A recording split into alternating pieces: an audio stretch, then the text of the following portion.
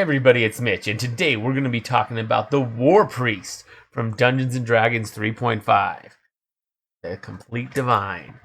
It's our buddy the Warpriest right there. So what we're going to be talking today about what is the Warpriest. We're going to be talking about what it takes to become a Warpriest. We're going to be talking about what you get as a Warpriest. Finally, we're going to talk about how good the Warpriest is and how you might use it in a build. So let's get started. First off, what is the Warpriest? Well, a Warpriest is a cleric that has decided that they are going to take up this proposition of war. Their role is combat. They want to fight, destroy the enemy. They pray for peace, but they are ready for war. They study tactics. They are fighters and combatants at their hearts, while also still being clerics. It's an interesting mix of a fighter and a cleric is really what it comes down to. That's what they are. There's really nothing more to say about that. So let's talk about what it takes to become a Warpriest. First off, you need to have a base attack bonus of +5. Okay, pretty reasonable. You need a few skills. You need 8 ranks in diplomacy and 5 ranks in sense motive. Okay, not terrible. You need defeat combat casting. Okay, makes some sense, and it's not the worst feat in the world. You need to be able to cast one spell from one of a couple of domains. Those domains are destruction, protection, strength, or war. You need to be able to cast one spell off of one of those lists. Doesn't matter which one or which list. Any spell off of any of those 4 domain lists works. And you need to be able to turn and rebuke undead. So pretty easy to qualify for, nothing too crazy, but that's what it takes to get in. So let's talk about what you get. First off, D10 hit dice. That's a very solid hit dice. You get a good base attack bonus, as well as a good fortitude save. Quite nice. You get a bad reflex and will save, which isn't the best, but that's something. You get half casting, so every odd level, your divine caster level will actually increase, so that's something. Half casting's not the best, but it can be okay if you're not primarily going to be a caster. In terms of skills, their skill list is okay. They are missing knowledge religion though, which is a little bit of an issue. But they have all the other important ones, and it's only 2+ int, so their skills could be better. They do get weapon and armor proficiencies, all the same ones of a fighter. So simple weapons, martial weapons, all armor, and all shields, including tower shields, which is rare. So that's kind of cool that they get that. They also are going to get a bonus domain. If they turn undead, they will gain the glory domain. And if they rebuke undead, they're going to get the domination domain. They also get an ability called Rally, which lets them as a standard action. As a standard action, they can make it so that all allies can get another attempt against fear effects with a +1 bonus. Their turn undead does actually stack with the turn undead that they had from their previous class. They will have it. It's a requirement to get in, so the fact that it stacks is kind of cool. They also get an ability called Inflame, which gives all their allies a bonus on all fear effects, saving throws. Also for charm as well, so that's kind of nice.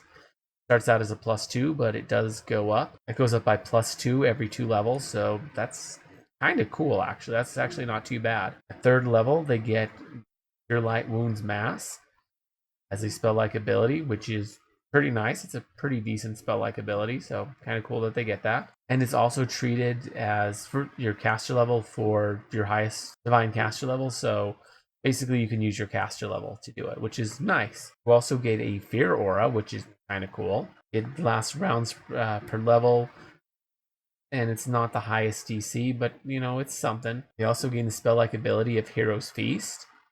That's not a terrible one. It gives a lot of good bonuses, so kind of cool. You can cast Haste 3 times per day as a spell-like ability. You get Mass Heal as a spell-like ability, which is a pretty solid spell. It's one of the few healing spells that's actually worthwhile in combat. So yeah, thing heals like 250 damage to all allies. I mean, it's not up to 250. I think it's 10 times your caster level. So that's still not bad, especially seeing as that's to all allies. So you can get some pretty nice healing with that. It caps at 25, so 250 is max it can do. And finally, they get something called Implacable Foe. Basically, they can, as a move action, emanate an aura. This aura is 100 feet, and it will allow all their allies to not die at 0. Instead, or not even start dying at 0. They can still fight up to negative 20, at which point they just drop dead. But, that's kind of cool. And if you're so if you turn undead, it'll work on living things. If you rebuke undead, it actually works on undead, which undead normally just drop dead at 0. So this effectively gives them an extra 20 health. Whereas with living things, it gives them an extra 20 fighting worth of health, but gets rid of that whole range of -0 or 0 to -10, where they're not dead, but they can't fight. So it's less good for the living version. It's definitely better for the undead variant of it. But yeah, that is what the Warpriest gets. Let's talk about how good they are and how you might use them in the build. Oh boy. So they're not that great. Half casting's not amazing. Yeah, they have full base attack. That's cool. They have the fighter chassis. That's not bad, but a fighter isn't a particularly good class. They don't get the feats of a fighter. Instead, they get half casting and some arguably good abilities. So it's not terrible. It wouldn't be bad on, perhaps a paladin, because paladins don't get much after 5th level anyways. So you could throw this on there. That could potentially work. Maybe on a barbarian, maybe even on a fighter. Although you do lose out on the proficiencies if you put it on a fighter, since you already get them. You're getting them from 2 sources. No reason to get them from 2 sources. So I don't know. It's okay, I guess, but it's difficult to see how you might use it on a build, to be honest. I'm curious if anybody in the comments has any ideas on that. So yeah, let me know what you guys think. If you enjoyed the video, consider giving it a like. Maybe subscribe for more D&D 3.5 content, because I do one of these on every single class, race, and prestige class in Dungeons & Dragons 3.5. So definitely check that out. Also, down in the description below, I have a link to my Discord as well as to my Twitch. So definitely check that out. Anyways, as always, I'm Mitch. I'll be seeing you.